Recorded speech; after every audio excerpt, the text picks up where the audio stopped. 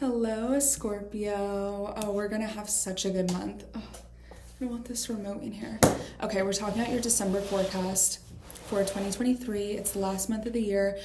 You guys know I'm a little bit biased towards Scorpio risings because I'm one. So I'm really excited for this month, particularly because we have a much longer storyline going on where we've been getting our ass beat by the South Node for like literally 3 years now, and when it wasn't the South Node, it was Saturn. So having Venus enter our sign is really going to bring a sense of ease and pleasure and enjoyment and love and romance to us, to our first house of self and identity that hasn't been haunted by like this malefic influence of the node. So I'm really excited. So I'm recording this on the 5th. I'm going to talk about what has happened up until this point. So on the 1st, Mercury, which is the planet of communication, speaking, talking, writing, using your voice, communicating, a lot of cerebral energy, what's kind of ramping up, what's going on up here, entered our 3rd house. So the 3rd house itself is the house of communication and speaking, talking, writing, using your voice, self-expression. It's your immediate environments. It's the things that are most familiar to you in your day-to-day life. It's the car you drive, the best friends you have, what you talk about in the group chat. Having Mercury enter the 3rd house can bring a lot of stimulation to having a lot of ideas,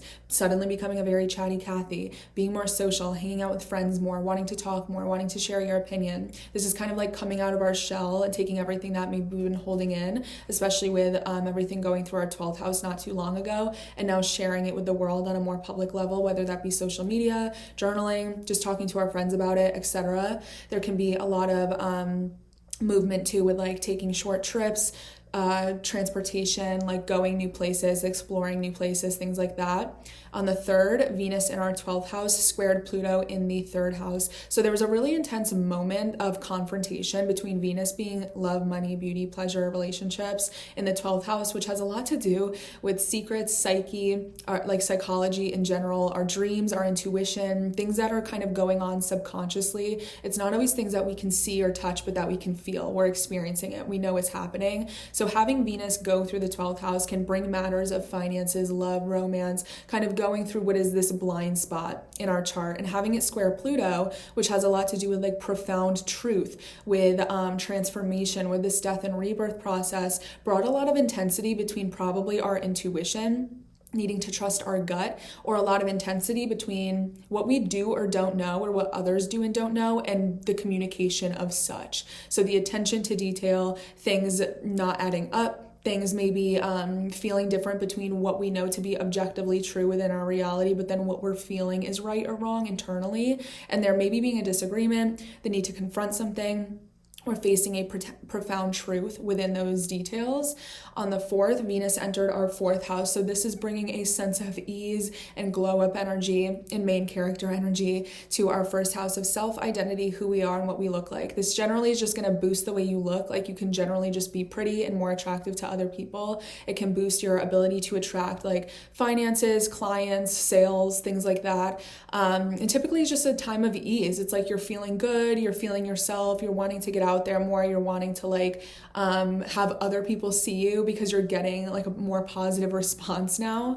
On the 5th, Venus in our 1st house is going to be trining Saturn in our 5th house. So I'm actually recording this on the 5th, so this is the day that this is happening. Venus in the 1st house being in a supportive aspect to Saturn in the 5th house. Saturn is the planet of discipline and restriction and commitment and responsibility, things that we don't want to do but that we have to do because it's the right thing to do. And Venus is really about pleasure and temptation and the promise of something just feeling good. So I'd say Saturn is more instant gratification, and Venus is more instant gratification, Saturn is more delayed gratification. So having the two work hand in hand together is a very beautiful little wrapped up bow of like still getting something that we want based off of the efforts or the hard work that we've put into it. So Saturn and Venus working together in unison and harmony is usually like hard work paying off. It's the celebration of something kind of culminating or coming full circle. It's positive karma, all of that. So this is the 1st house of self and identity between the 5th house of love, sex, romance, creativity,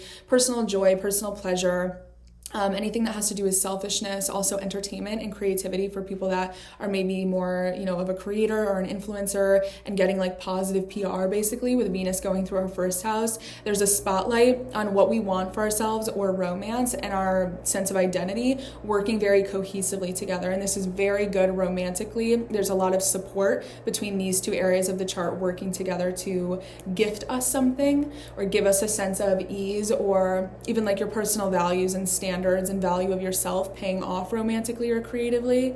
On the, am I looking at the right? Yeah, on the 7th, Neptune is stationing direct in our 5th house. So Neptune is the planet of, it's very dreamy, it's very spiritual, it's very faithful, it's very esoteric, it's very subconscious. It's similar to the same 12th house themes where it's like psychological, it's mystical. It's the things that are going on intuitively and needing to trust our gut rather than things that are just, objectively true on paper or in the physical realm. The thing about Neptune is that it is this sort of higher octave of pleasure. It can be very intoxicating and kind of give us this like larger than life romanticized feeling. But the reason it feels that good is usually because there's a lack of clarity or something that is a little bit blurring of the edges of reality. It's not entirely true. It can be a little bit too good to be true. It can be sort of conflated or exaggerated because we're not seeing the full picture yet. So that's why it's so enjoyable. So when we have Neptune, which is so dreamy and spiritual and sort of imaginative, go retrograde, it can really bring a sense of haze,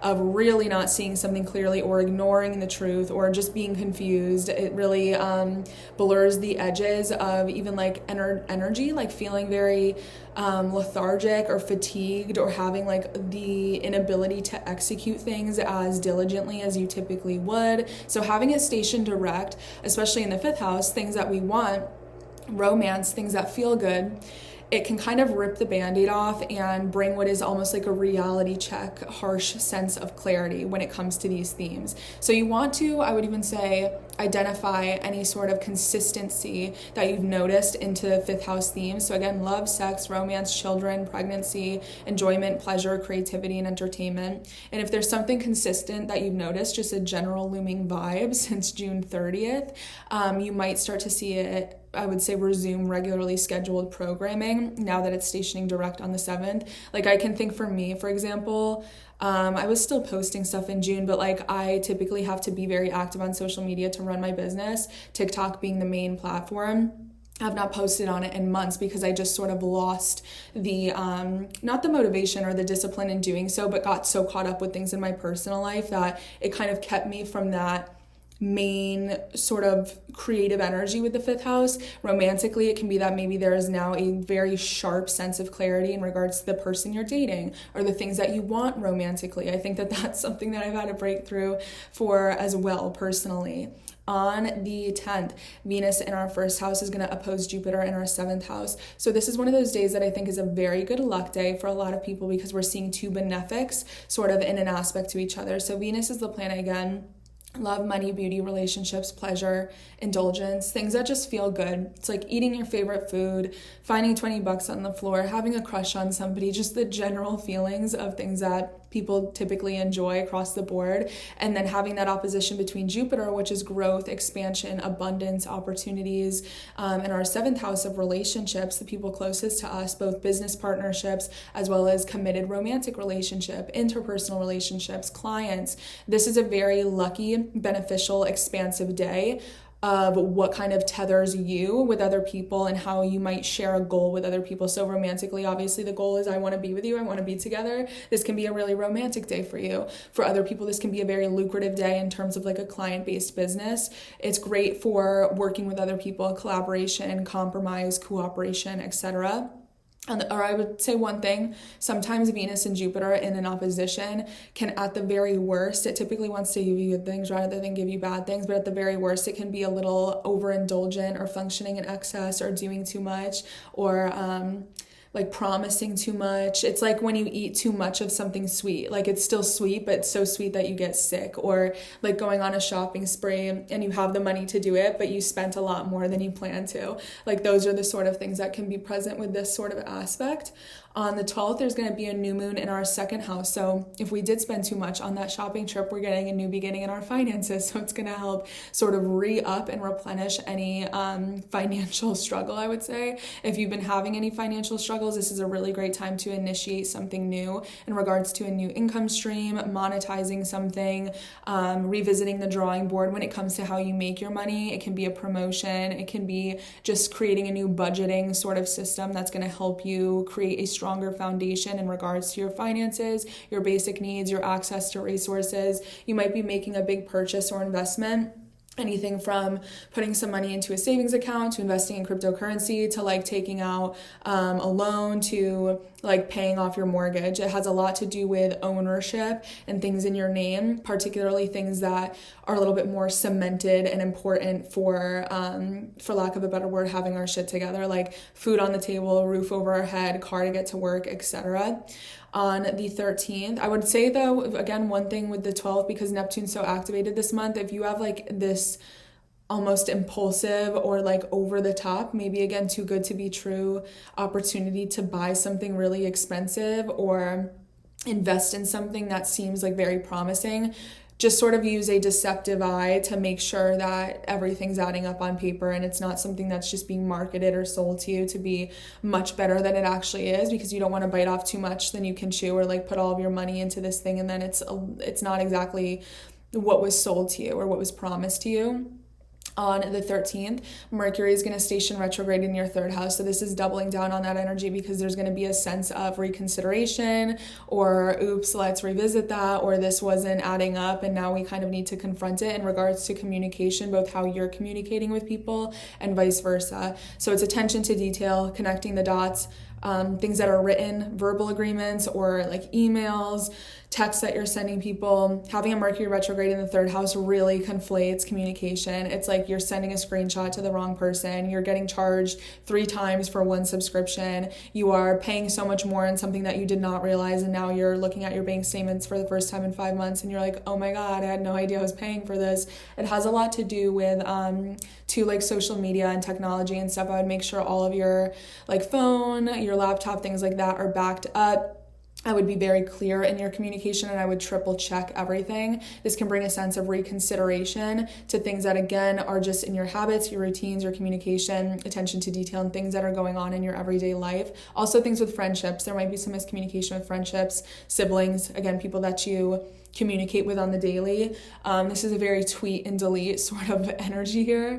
On the 17th, the sun in our second house is going to square Neptune in our fifth house. So the second house is, again, personal values, standards, expectations, things that are important for you to get your basic needs met, both financially and energetically. And the fifth house is love, sex, romance, creativity, and pregnancy. So there might be something here that you really want, like something that you want to buy, something that you want to purchase, something that you're wanting for Christmas, and the sun in the second house and having it square Neptune is kind of saying like you're not seeing it too clearly, or you think you want this, I promise you that you don't, or the thing that you think you want to, again, buy for yourself, invest in, the person that you want to date is not exactly what they seem that they are. There's a little bit of a deceptive nature, whether that's malicious or not. So you just want to trust your gut when it comes to the overlap of either money and things that you want, or people and your standards or value, what you value in other people and in yourself, and if you're willing to sort of play your hand in that. On the 22nd, the sun is going to enter our third house. So while Mercury entered our third house on the first of the month, again, it brought that sense of attention, cerebral energy, speaking, talking, writing, becoming chattier, becoming more active on social media, expressing ourselves more, having more conversations, being more social. Having the sun now enter this area of the chart is really doubling down on bringing the illumination and attention to this area of the chart. So slowly, one by one, the quicker moving planets are kind of going to bring a sense of focal point to this area of the chart. And in our case, Scorpio risings for this month, a lot of that's going to be on the third house of the way that we're communicating with people, what we're talking about, the content or the value of what we're talking about. Again, there could be a lot of car things. I have a feeling that I'm going to have some car issues this month. So that's something to certainly keep an eye on. And just being very careful with like your word choice and the way that you're communicating with people. But having the sun here is just going to double down on this area of the chart becoming a little bit more prominent for this month. On, the 23rd, Mercury retrograde goes from our third house to our second house. So having a Mercury retrograde go through 2 signs, it's still retrograde, but it's retracing its steps so much so that it's leaving the 3rd house and re-entering the 2nd house where it's already gone through. What this means is that it's saying both of these areas of the chart are up for consideration again because they now have to do with each other. The reason that you're having Mercury retrograde go through your 3rd house is saying you need to revisit details, you need to double check these things, you need to go back and revisit the contract that you signed, you need to make sure that you mean what you say and say what you mean. And then it going back into the 2nd house is saying because it's going to screw with your money, or because you need to make some changes to your budget, or because you want to make sure that the way that you're communicating with people is matching your value system. So it's kind of saying that these 2 things have to do with each other. For example, in my case, I know that I've been having a little bit of a car issue and I've been ignoring it. I've been putting it on the back burner. I've just been like, please just fix yourself and don't be anything really like dangerous or bad for me. And because I've been putting it off so much and noticing that the issue is getting a little bit worse, I'm going to have to probably revisit my finances with the car and spend a little bit more money than I could have spent had I just gone immediately when I had the issue. And those 2 things can have to do with each other because the 3rd house is transportation and cars, and the 2nd house is money. For other people, this is going to be like, maybe I shouldn't have spoken to that person that way because this doesn't align with like the way that I want to be respected or respect other people. It can be maybe I shouldn't be taking the train or something to work, and maybe I should be taking the bus because it's a little bit cheaper and I'm realizing how much money I'm spending on that. It's usually gonna be things that for us are a little bit more mundane and in your day-to-day life and are often overlooked details because it's things that again are so familiar and maybe even involuntary to you. On the 25th, Venus in the 1st house is going to trine Neptune in the 5th house. So this is actually a very supportive aspect between, again, who we are as a person, who we are, what we look like, our identity, being in a harmonious aspect to love, sex, romance, creativity, and romantic connections. So this is very beautiful in terms of like a dreamy day. It's very romanticized, it's very creative, it's very emotional, a lot of expansive, like opening of the heart and opening of the spirit energy between us and our romantic connections, us and our children, us and the children that we might be pregnant with, us and our creative projects, us and the things that we really want for ourselves on a selfish, and I say that with a positive connotation, not a negative one, level. On the 27th, there's going to be a full moon in Cancer. So this is going to be a full moon or a closing of a chapter, wrapping up of loose ends into the 9th house. The 9th house has everything to do with traveling, faith, philosophy, education. This is like going back to school. It's going on vacation. It's getting outside your comfort zone, saying yes to an opportunity, learning something new, learning a new language, taking a course, doubling down on your faith, going to church, figuring out what you believe in. And full moons don't always have to be bad. It's usually just going to be the closing of a chapter or like something's culminating. It's coming full circle and you're seeing the results of something that actually started back in July. So the new moon in Cancer was on July 17th. So back then, if you look back for more context, this is when you started something. This is when a chapter began. This is when the era of something regarding these themes was conceived. And now you might be coming full circle with this. For example, you might have started a course back in July and now you're sort of finishing up, or there might have been something with school that you're wrapping up, or maybe you wanted to start planning a trip back in July and now you're actually going. Maybe you're graduating from something, maybe you are seeing the results of how you've been practicing your faith and your belief in self and things like that starting to culminate, or seeing the fruits of your labor. It can be a little bit of an emotional ending because it is in Cancer and it's also at 4 degrees, which is a Cancer degree. So it's doubling down on that water energy, but it is cardinal energy. So with that ending, I would say that ending is probably happening because you're ready to hit the ground running into the next step and you're like, I got to close this door so I can open this door. On the same day, Chiron is going to station direct in our 6th house. So Chiron isn't a planet, it's an asteroid that has a lot to do with sensitivity, triggers, wounds, where there's a sense of unresolved emotional pain. And when it goes retrograde, it's going to be different for everybody across the board, similar to Neptune, but it can sometimes give people either one, the ability to reflect on their past pain and do a lot of inward looking in and self-work and therapy to remediate that pain. For other people, you might have been able to put pain on the back burner and kind of ignore it for a little bit. And now as it stations direct again, it's going to start knocking on your door again. And for other people, pain might have paralyzed them completely in the retrograde cycle. But now as it stations direct, it's going to sort of resume regularly scheduled programming and allow you the opportunity to, yes, still acknowledge that the pain is there, but now you have the opportunity to heal alongside it or with it. And this is going to bring relevance to, again, July 23rd. So things that were going on for you this summer, that might have been like a new thing happening at the time, whether it be for better or for worse, you're now starting to see settle down and calm down and make more sense. On the 28th, Mercury retrograde in our second house is going to conjoin Mars and square Neptune. This day across the board for people is just like, I'm going to shut my mouth this day and not talk and just observe and like literally stay inside, because people are going to be so loud and wrong and incorrect and fighting for things that don't even make sense. Mercury, first of all, is in Sagittarius. It doesn't love being in Sagittarius because it can sometimes tell white lies. It can conflate the truth. It can exaggerate. It can blow things out of proportion. It can be a little bit skitchety in its way of communication. It's also retrograde, so it's not functioning entirely too smoothly. It's not operating as it typically would. And then it's also going to be square Neptune, which is adding a sense of deception, confusion, lack of energy, lack of execution. Something's not adding up or making sense.